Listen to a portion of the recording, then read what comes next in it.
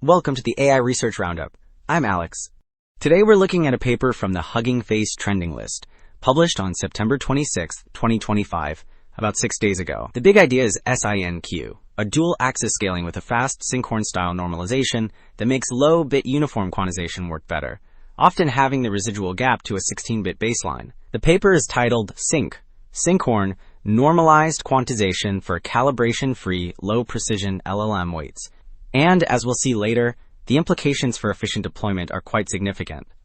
In short, it improves Wikitext 2 and C4 perplexity, works across QN3 and DeepSeek v2.5, and stays fast at about 1.1 times RTN. Also, the authors shared a polished GitHub repo. You'll find a Python package with install steps, a quick start to quantize any Hugging Face model, configurable options for bits, tiling, and group size, SINQ and ASINQ modes plus NF4, an evaluation example with LLM eval, and test scripts to reproduce paper results. Alright, Figure 1 shows why dual-axis scaling matters for weight quantization.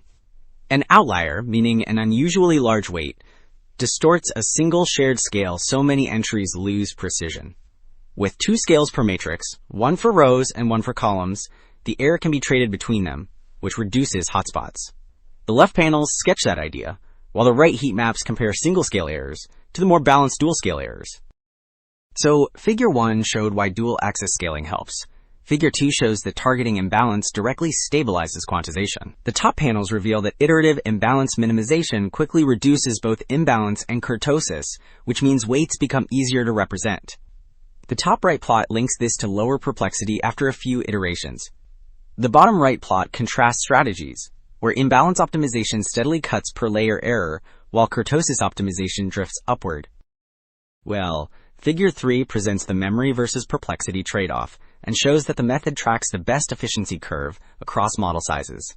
The left panel compares 4-bit approaches, and the curve stays within about 0.01 perplexity of the leading Pareto front. The right panel allows multiple bit settings, and an 8-bit baseline provides context.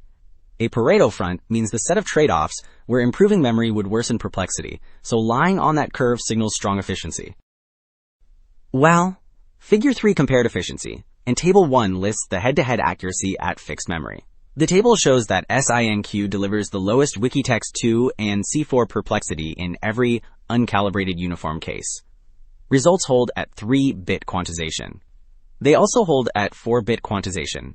Across QN3 sizes, the method often cuts the gap to the bfloat16 baseline by about half. Memory within each bit setting stays roughly constant, so these comparisons are fair. Alright, 2 takeaways stand out. Dual-axis scaling with Sinkhorn-style normalization tames matrix imbalance, so 4-bit and even 3-bit uniform quantization keeps perplexity low, and it stays fast and plug-and-play while remaining compatible with calibration and non-uniform levels. This signals simpler, cheaper deployment at scale. That is it for this episode of the AI Research Roundup. I am Alex. Thanks for listening.